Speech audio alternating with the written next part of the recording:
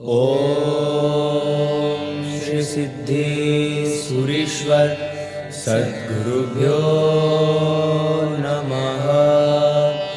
ओम श्री सिद्धि सुरीश्वर सद्गुरुभ्यो नमः। ओम श्री सिद्धि सुरीश्वर सद्गुरुभ्यो नमः। આજની ધર્મકથા. પ્રણામ. શત્રુંજય ગિરિરાજ. આ ગિરિરાજ હજારો લાખો કરોડો યાવત અસંખ્ય લોકોની આસ્થાનું પ્રતીક. આ ગિરિરાજની ભક્તિ કરવી, આ ગિરિરાજને વધાવવો, આ ગિરિરાજની કોઈ પણ પ્રકારે સેવા કરવી એ દરેકે દરેક જૈન કુળમાં જન્મેલા આત્માનું સ્વપ્ન હોય. આવા જ એક ભાગ્યશાળી કે જેમણે આ સ્વપ્ન નાનપણથી સેવ્યું હશે અને એમણે સાકાર એ રીતે કર્યું કે આખું જગત એમની ઈર્ષ્યા કરે. એ પુણ્યશાળી એક દિવસ શત્રુંજયની યાત્રા કરી રહ્યા હતા. બહુ ધીમે ડગલે, પૂર્ણ ઉલ્લાસ સાથે, ભાવ સાથે એક એક ડગલાને માંડતા હતા. સામેથી અનેક ગુરુ ભગવંતોના દર્શન થાય અને દરેક દર્શને બહુ જ વિનમ્રતાથી વંદન કરી અને એ મહાત્માની સુખશાતા પૂછતા.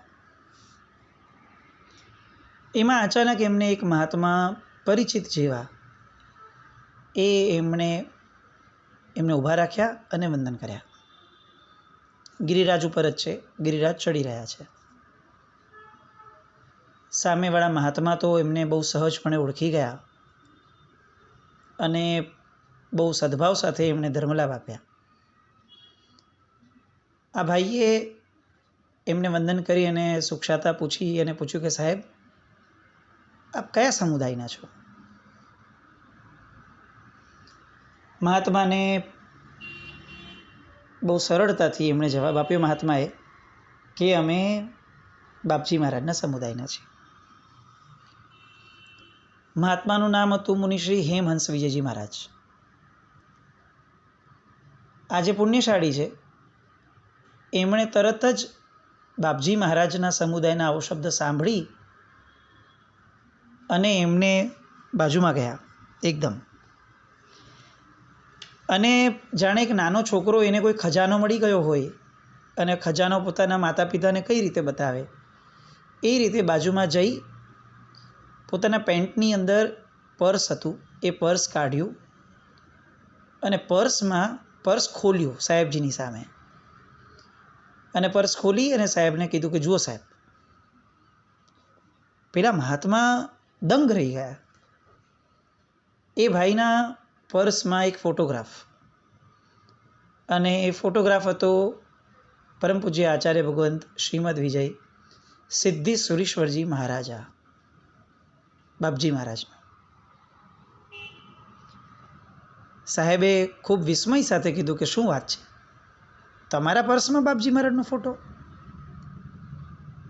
અને ત્યારે પેલા પુણ્યશાળી કહે છે કે સાહેબ, આ બાપજી મહારાજનો ફોટો જે છે ને એ વર્ષોથી હું મારી પાસે રાખું છું. આ ફોટો મારા પાકીટમાં હોય જ, એક ક્ષણ પણ આડોઅવળો ન થાય. જીવનના અનેક સંકટો ફક્ત સાહેબ આ ફોટાના અસ્તિત્વ અને એની અંદર રહેલા બાપજી મહારાજની સૂક્ષ્મ હાજરીના કારણે ટળ્યા છે. સંકટ સામે આવશે એવું જેવું મને દેખાય ને એવું તરત જ હું ખિસ્સામાંથી પર્સ કાઢું, બાપજી મહારાજના દર્શન કરી લઉં, એમને નમી લઉં, આંખ બંધ કરીને ધ્યાનથી ધ્યાઈ લઉં અને સાહેબ આવું જ્યારે જ્યારે થયું છે ત્યારે એ સંકટ અદૃશ્ય થયું છે અને થયું જ છે.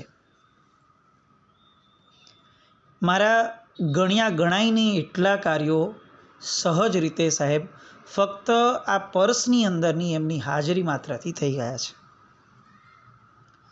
અને એટલે જ હું ક્યારેય આ ફોટાને અળગો મૂકતો નથી. મારા દ્વારા સાહેબ ગિરિરાજની આંશિક રીતે પણ ભક્તિ થઈ છે.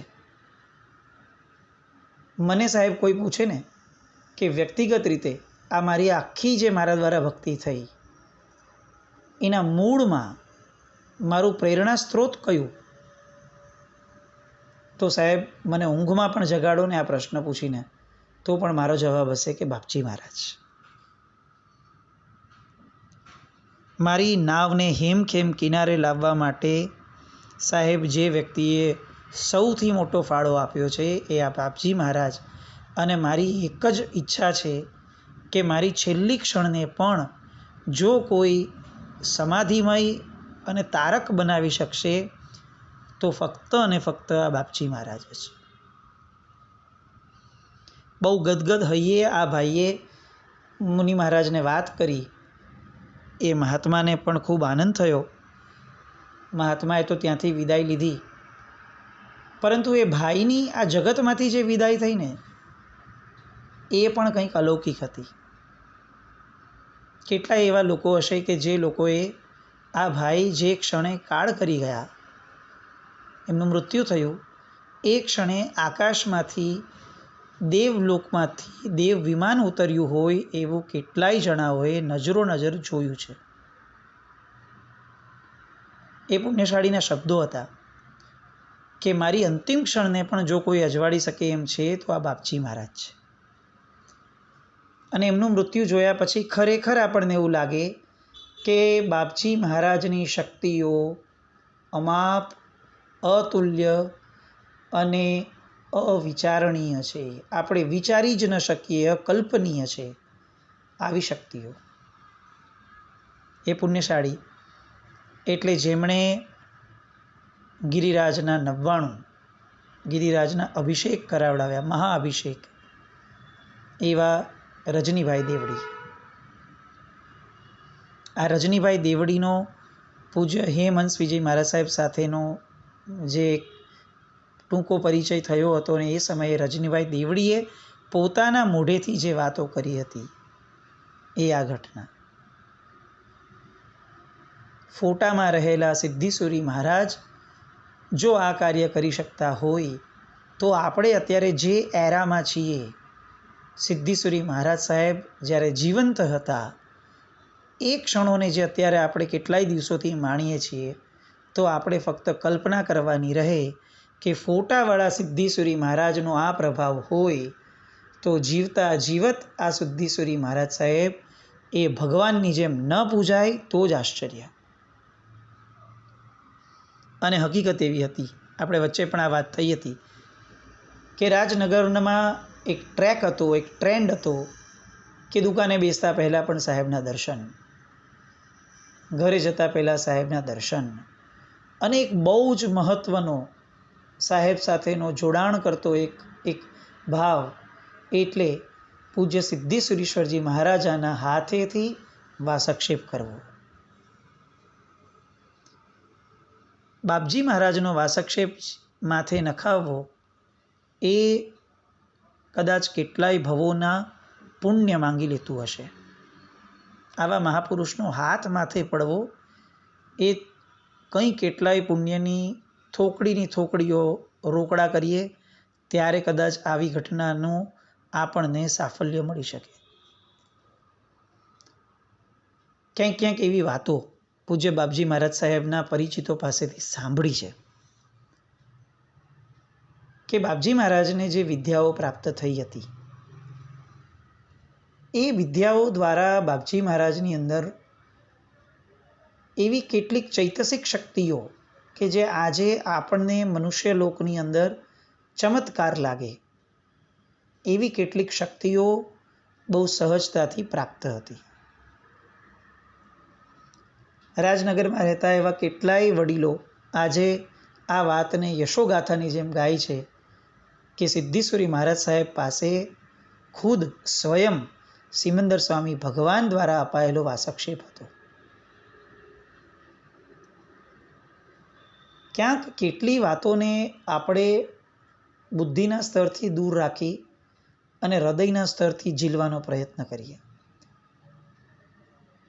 કોઈ એક વ્યક્તિ માટે જ્યારે મોટી વાત લખાય એવું તરત જ આપણે એવું મનમાં ઇનસિક્યોરિટી ફીલ કરી લઈએ કે બીજાની લાઈન નાની થઈ, તો એ ભાવ નથી આમાં. ક્યાંક કોઈ વસ્તુ કદાચ આપણા મગજના લોજિકથી દૂર પણ ગઈ હોય, બની શકે. પણ આપણે જ્યારે હાજર નથી અને જે વસ્તુની કોઈ આપણી પાસે ચોકસાઈ કરી શકાય એવી ધારા નથી, તો એ સમયે શ્રદ્ધા સંપન્ન હૃદય એને કહેવાય કે જે એમાંથી શુભતા લે. અને કેટલાય વડીલો પાસેથી સાંભળેલી આ ઘટના કે એમને દેવદેવીઓ, એસ્પેશિયલી શાસન દેવીઓ, મણિભદ્રજી વગેરે એટલા બધા હાજરા હજુર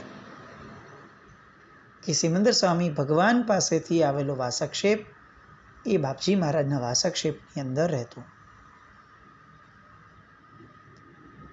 મહત્વનું એ છે કે બાપજી મહારાજ એ કંઈક એવું દિવ્ય અસ્તિત્વ લઈને જન્મ્યા હતા કે આપણા બધાની કલ્પનાઓ એમના માટે બહુ જ વામણી સાબિત થાય. આપણે એમને કંઈ કારણ વગરના મોટા કરીને કંઈ સાબિત કરવું છે એવું નથી. આપણે ચોક્કસપણે એમને એમના અંતરતમને સ્પર્શવાનો પ્રયત્ન કરવો છે. પૂજ્યશ્રીના અનેક ગુણોમાંથી બીજો એક ગુણ કે જે આપણી માટે શ્રેષ્ઠતમ આલંબન કહી શકાય, અને એ ગુણ હતો એમની ગુરુ ભક્તિનો. આપણને એવું લાગે કે એમના ગુરુ ભગવંત તો એમને દીક્ષા લીધી અને વર્ષની અંદર જ કાળ કરી ગયા, તો પછી હવે ગુરુ ભક્તિનો પ્રસંગ કઈ રીતે પાછળથી શક્ય બન્યો હશે? પણ ના, એ બન્યું હતું. વિક્રમ સંવત 1995ની સાલ સાણંદ ગામની અંદર પૂજ્ય મણિ વિજયજી દાદાની મૂર્તિની પ્રતિષ્ઠા થઈ. સાહેબની ઉંમર, બાપજી મહારાજની એ સમયે ઉંમર અપ્રોક્સિમેટલી 88 કે 90 વર્ષની. પોતે રાજનગર વિદ્યાશાળામાં હતા અને તબિયતના કારણે એ આ સાણંદની પ્રતિષ્ઠામાં હાજર ન રહી શક્યા, અથાગ ઈચ્છા હોવા છતાં. અને બીજે જ વર્ષે તબિયત કંઈ એટલી બેસ્ટ નહોતી થઈ. હજી પણ કેટલીક શારીરિક વ્યાધિઓ તો ઊભી જ હતી, તાવ વગેરે. અને તેમ છતાં એમને મનમાં ભાવ થયો, મારે ગુરુ ભગવંતના, ગુરુ મહારાજના દર્શન કરવા છે, એમની ગુરુ મૂર્તિના. અને હકીકતમાં રાજનગર બહુ બળભાગી હતું કે એ રાજનગરે 89-90ની આસપાસની ઉંમરના આ ગુરુ ભગવંતને ચાલતા ચાલતા સાણંદ સુધી પહોંચતા જોયા. જે શરીરની વ્યાધિમાં આપણે પથારીમાંથી ઊભા થવાનો પણ વિચાર ન કરી શકીએ, એ વ્યાધિઓમાં, એવા સમયમાં પણ એમણે વિહાર કર્યો. ડોળીની તો વાત જ નહીં કરવી. કોઈની તાકાત જ નહોતી કે એમની સામે આવું કંઈ પણ બોલી શકે. અને સાહેબ ચાલતા ચાલતા, વર્ષી તપ તો ચાલતા જ હતા, એ વર્ષી તપમાં પણ સાહેબ આવી નાદુરસ્ત તબિયતમાં પણ ફક્ત મણિ વિજયજી દાદાની ગુરુ મૂર્તિના દર્શન કરવા માટે રાજનગર વિદ્યાશાળાથી સાણંદ વિહાર કરીને સાહેબ ગયા.